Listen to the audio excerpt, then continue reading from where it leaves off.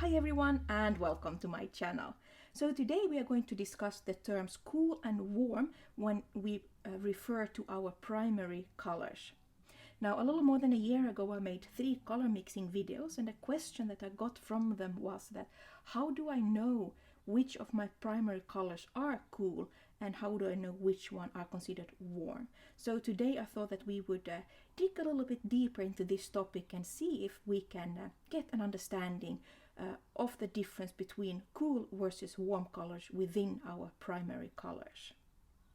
Now, what makes the term cool and warm a little misleading or confusing is of course that it makes us think about temperature. And especially when it comes to landscape painting, we are being taught that warm colors are all the reds, oranges and yellows, and all cool colors are all the blues, purples and green. And if you want to create a depth in your painting, then you need to paint everything that is furthest away in cooler shades of colors and everything that is closer to you with warm colors, or add some of the warm colors to your foreground, to get that illusion of depth even if you are painting two-dimensional. Now, so that is, easy to understand. Warm colors, the colors of fire and sun, and cold colors, the colors of the sea and the sky and so on. But then we also have warm and cool versions of our primary colors.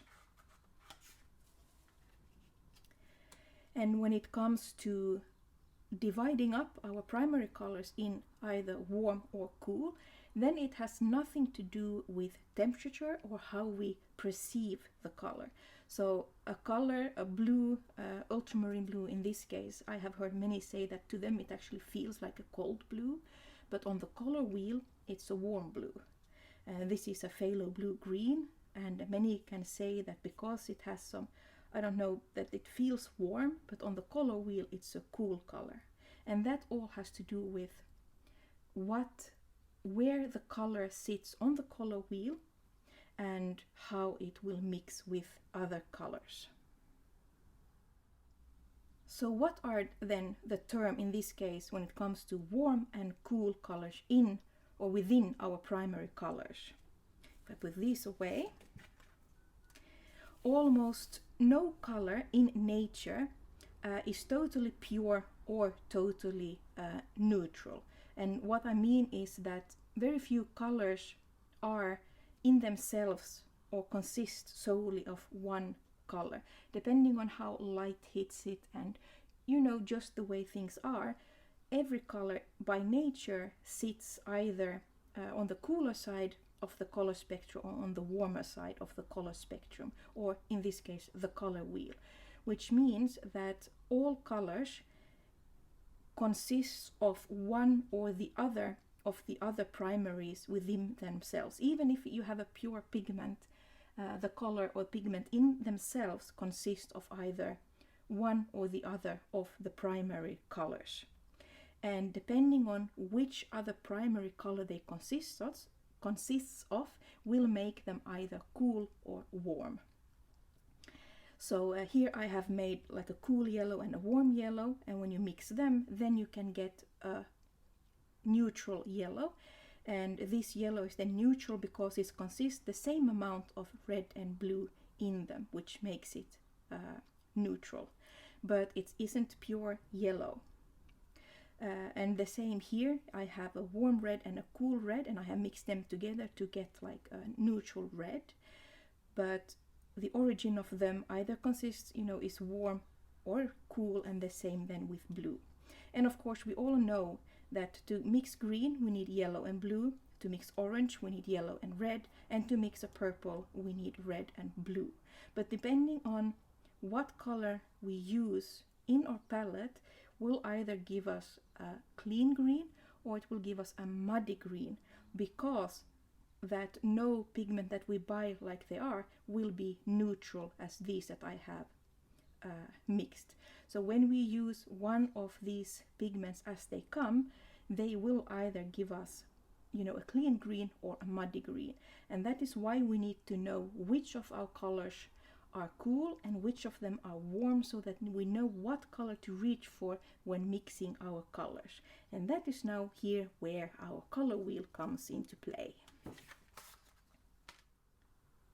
So here is the color wheel that I have made myself out of my oil colors, because I thought that it will make it much clearer when I can add a little bit of white to the mix to really show off the colors.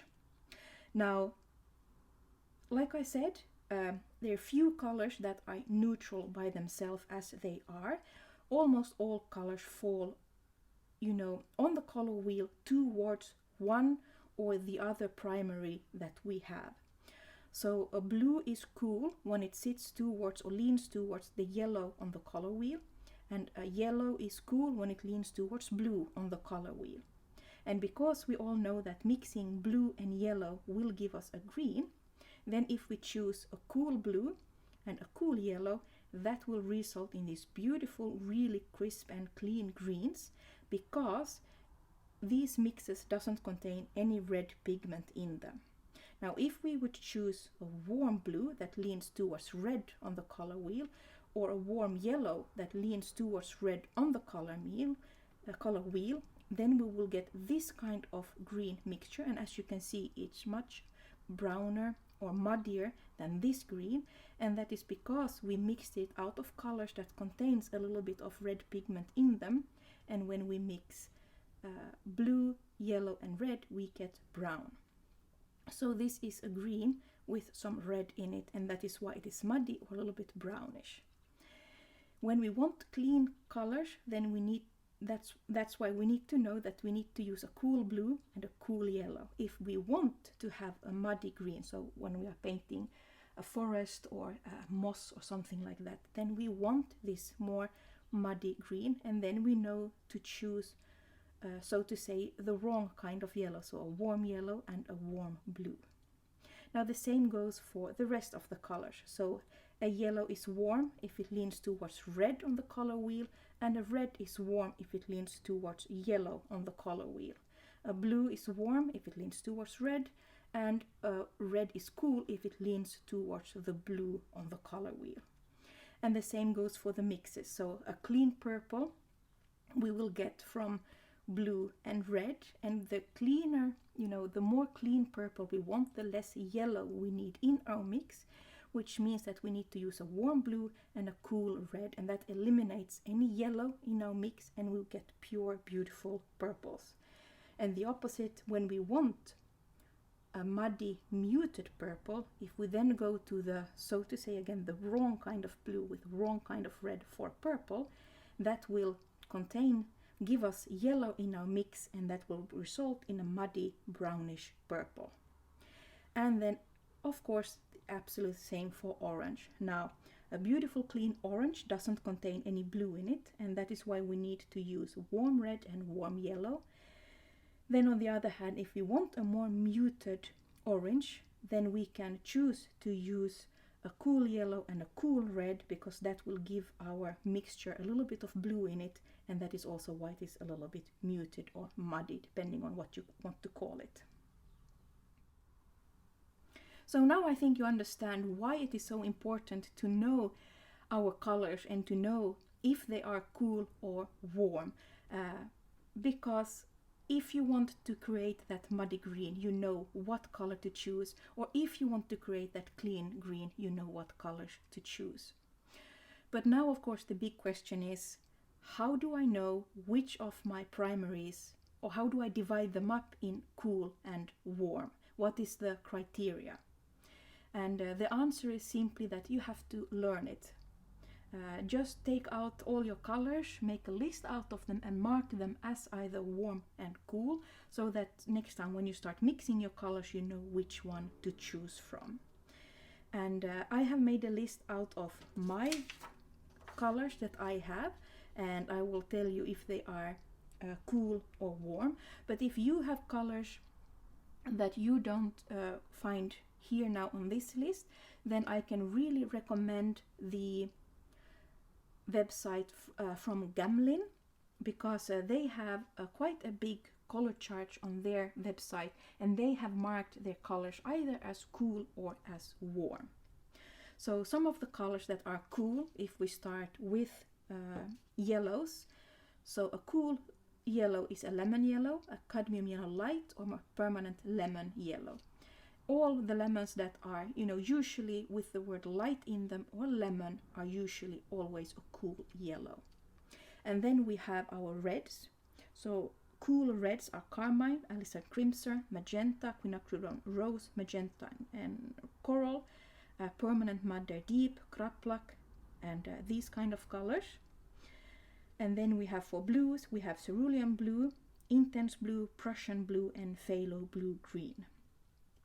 And then on the warm side, if we start with the yellows again, almost every cadmium yellow, medium or deep will be warm. Chrome yellow deep and Indian yellow are all warm yellows. For warm reds, we have scarlet, cadmium red pale, cadmium red, and perylene scarlet. And for warm blues, we have ultramarine blue, cobalt blue, and Indian threne blue. Then there are a few colors that seems to be a little bit either or what we could call as neutral colors. We have cadmium yellow pale, cadmium red deep, and phthalo blue red. And these are colors, sometimes they consist of two pigments, but sometimes they are just on that scale on the color wheel where they could go both ways, which means that with these you can mix both, with the cadmium yellow pale you can get both a nice crisp green, but you can also get a good orange. With a cadmium red deep you can get beautiful purples, but you can also get really beautiful oranges. And with the phthalo blue red you can get, go both ways. You can both get clean greens and pure purples. So there are a few colors there that fits or sits a little bit in between the cool and warm, but they are not many.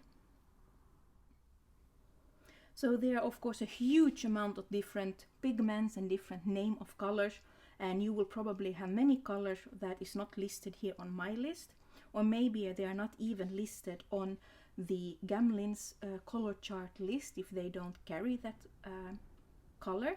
Then what you can also do to figure out if your primary colors are either cool or warm is to mix with them. Now, an easy way to start is you will probably find in any of your palettes a lemon kind of yellow, which is a cool yellow. So that we know is a cool yellow, so then we start with that one. And then also I think I have never seen a palette that doesn't consist of an ultramarine blue. This is ultramarine blue and that is a warm blue. So when we have at least two colors that we know what they are, then we can figure out, by mixing with all the other colors if they are warm or blue. And then we can mark our tube so that we know for future reference, what they are. And also we have here, we can mix our own browns. And when you know what of your colors are either warm or cool, it's also much easier for when mixing your browns. So like this burnt sienna or burnt umber, burnt sienna and a raw sienna kind of colors you will get if you use only your warm primaries. Then if you need a cool kind of brown, you use the cool colors, and that will give you like raw umber and sepia kind of colors. And here I just did this for fun. You can see that by mixing, just by mixing your primaries with what beautiful dark colors you can get. And then depending on if you use cool or warm colors is how they will, when you add white to them, what color they will reflect a little bit.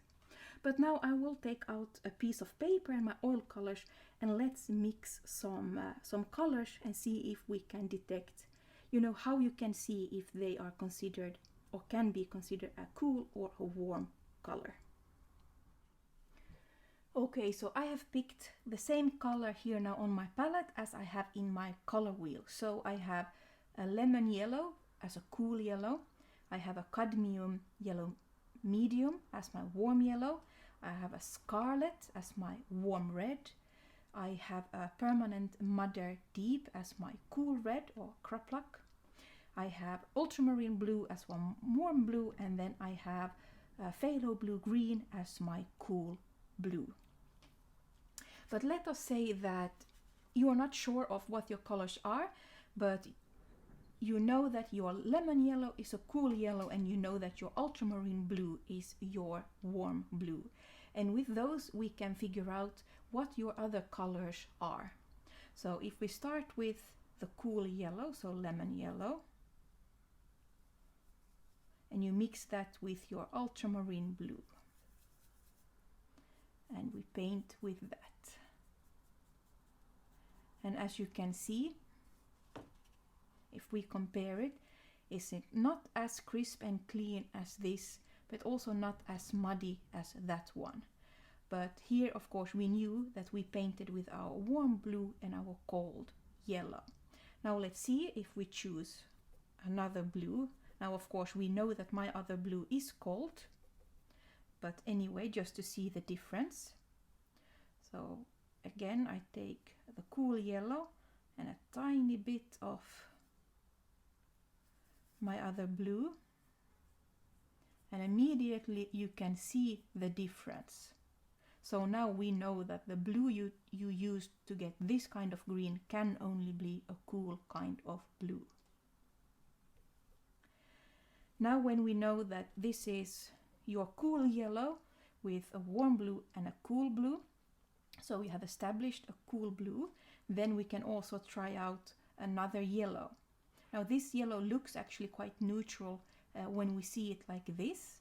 So let's see how that will do with our blues. So first I go in for my ultramarine blue. And you can see that the result is quite a mossy forest kind of green. So this tells us that the yellow we used was warm. Then we go in and do the same. We take our warm yellow and then we choose the other blue that we already knew is cold. And look at that. When we use the cold blue, our greens really stands out as clean greens, versus when we use it with ultramarine blue, which is a warm blue. And that is of course now in these two mixes we have red in our mix because it was a warm blue, and this was a warm blue plus a warm yellow, so even more red in that mixture. This is the cleanest green, and that was with the cool yellow and cool blue, so no red in the mixture at all. This was with our cool blue and warm yellow, so a tiny bit of red but not much, so it's still quite a clean kind of green. So this way you can try out your colors and then mark them, that if they are good for mixing greens and what kind of greens they will give you.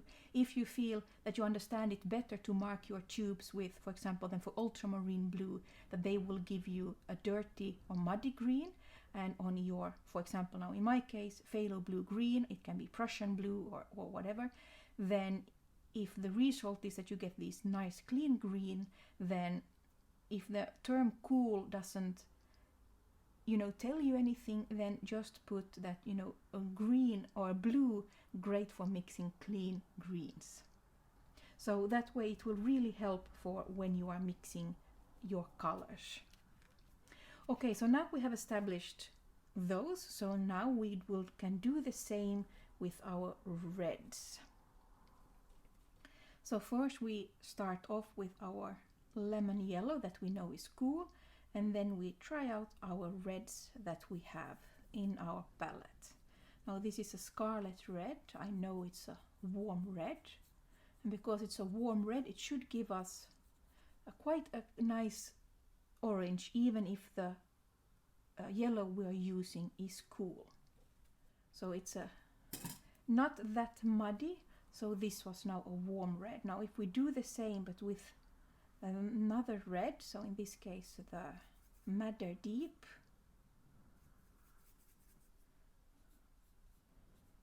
and now you can see that the orange is much more muted. So from these reds you can see that the first one we used, Scarlet, is a warm red, and the Madder Deep that we used is a cold red, because you can see it turning towards brown. Now we do the same but with our warm yellow. So we begin with the scarlet, and now because we know that that red is a warm one and we use a warm yellow, we will get the cleanest orange that we can out of these colors. And here I think you can really see the difference between them. And then we go for the other red, so again we go for the warm yellow, cadmium yellow medium this is cadmium yellow medium, sorry. And then we go for our madder deep, or kraplak is another name for it, and that will give us this orange. And as you can see, because we are having warm yellow in this mix, it's not as dirty or muddy as this orange, but it's still more brownish than this color. And that is because we use the cold red. That means that we have a little bit of blue in this mixture. Okay, and then we have our purple. So now out from this experiment we should know which of our reds are warm and cool. But of course, if you have an ultramarine blue on your palette, you already know that ultramarine blue is a warm blue. So let's start with ultramarine blue, and then let's add our scarlet to it.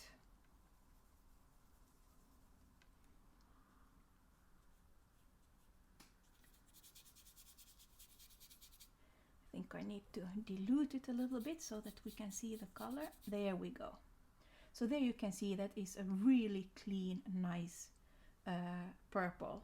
And of course we used the warm red, so it's not as clean as it probably could be. If we add a little bit more red, there you can see that it's a little bit brownish. So now let's take our other red. So we continue with ultramarine blue, but now we choose our cool red. So madder deep. Again, I will dilute the color a little bit. It's easier because these purples usually can become very dark. But here you can see quite close, but this is the purer purple. Add a little bit more blue, and then maybe a little bit more red. Now here you should be able to see the difference. Here when I added more red, it's a little bit more browner, and this is a little bit more like purer purple. But when it comes to purples, it is the blue that is more important to get a clean purple. So ultramarine blue or a warm blue is definitely a must. So now let's try it with our other blue. So in cool blue, in my case a phthalo blue green. First we add our warm red to it. A little bit more. And again I need to dilute it a little bit so that we can see the color.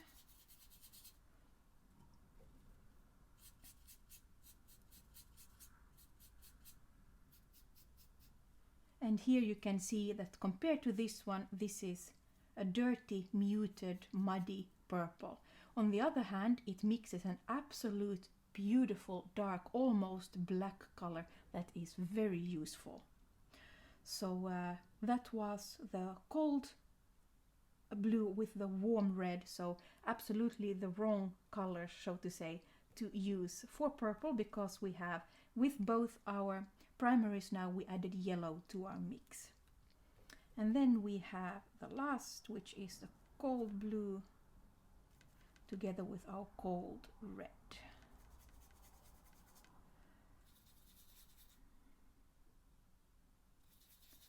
Again, as you can see, it mixes an absolutely beautiful, almost black color, which in itself is very useful. But then let us dilute it a little bit to see if we can get that color out a little bit.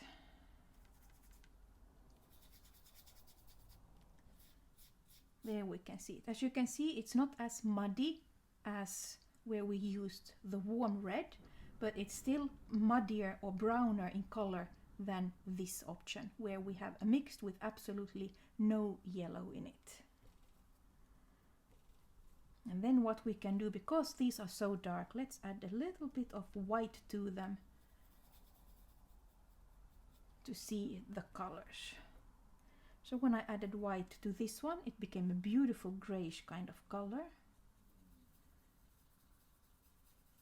Same to that one.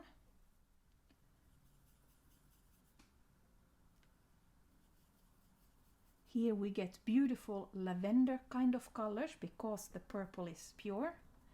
And then last we have the first one. And also here it's quite nice, but not as clean as these two. So by mixing colors like this, it's one way of figuring out if your colors are cool or if they are warm. Or like I said, if it's easier to mark them as, you know, a red good for mixing orange or a red good for mixing purples, then you can mark your colors like that instead. Now when I get new colors, what I absolutely love to do is to make color swatches like these, where I start with one color and mix it with every other color that I have in that palette. So here I have, this is my Sennelier watercolor palette, and I took my cool yellow and mixed it with all the other colors that I have in my palette, and that way I will see all the colors that it can mix. Then I did the same, let me put this away. Then I did the same but with my warm yellow, so this is yellow deep. And here you can really see, I think, the difference between the greens you can get between a cool yellow and a warm yellow. And this way, with a glance, you can see that, oh, that is the color I want. Then I know that I need to mix it with a cool blue and my warm yellow, and that will give me this mix. This is, I think, a Prussian blue, this one. And that way I just go through all my colors and look at those beautiful colors that you can browse through, and with a glance just say that, oh, that is a perfect green that I need. Then you choose, this is burnt umber with Prussian blue. So it's a very nice way to learn about your colors, what you get for mixes, and then also with this way maybe you don't have to understand if your color is warm or cool. You can just look at your chart and say, hey, you want moss green, that is the green you want, and then you see, oh, okay, then I need ultramarine blue with warm yellow, cadmium or pure, this was yellow deep. Or if you know that you really need a crisp clean green for painting sea or whatever that you need, any of these greens, then you know that, okay, I need Prussian blue together with my cadmium yellow light, which is a cool yellow. So this is just a great way not only to see what color mixes you can get out from those colors that you have, but also to, you know, for inspiration and see what color mixes that you can get.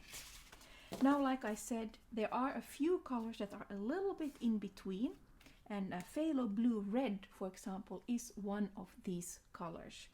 Now, Phthalo Blue Green that I had here is a very cool color, and that will give you, you know, the cleanest, crispest green.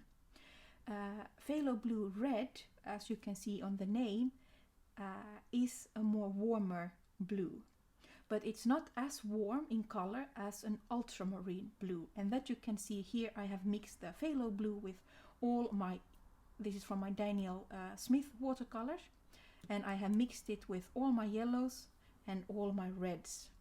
And here you can see that the Phthalo Blue Red will give you both a very nice and clean green if you mix it with a cool yellow.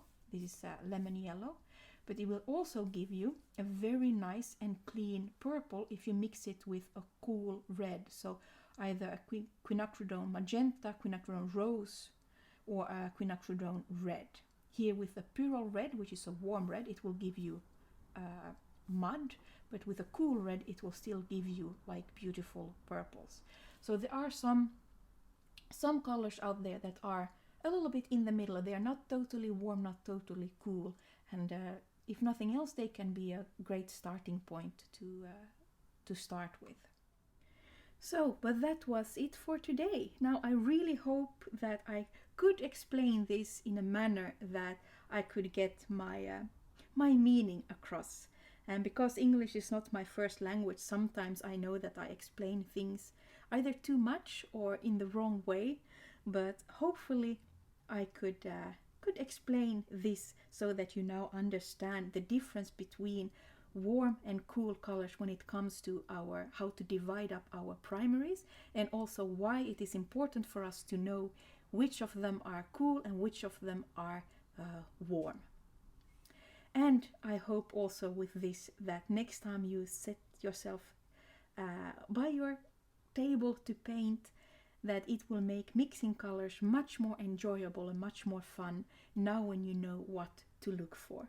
And I really encourage you to take out the paints that you have and make color charts like this. It is very meditative, but it is also can be a great inspiration to look through this when you are looking for a color, but also it helps you to understand your colors much better, which again, with more experience, your mixing experience will also become much more enjoyable. And of course, the more you learn, the easier it will always become. But anyway, I hope like I said, that I have been able to explain this in an understandable way. So that was it for today. Warm versus cool colors when it comes to our primaries. So next week we will have a watercolor session. So I'm looking forward to that. And then if you have any suggestions or requests that you would like me to make videos of, either topics or special things to paint, either in watercolors or in oil colors, or more color mixing like this in this video, then please let me know in the comment box below. So thank you so much for watching, everybody. I hope to see you next week, and I wish you a great day. Bye.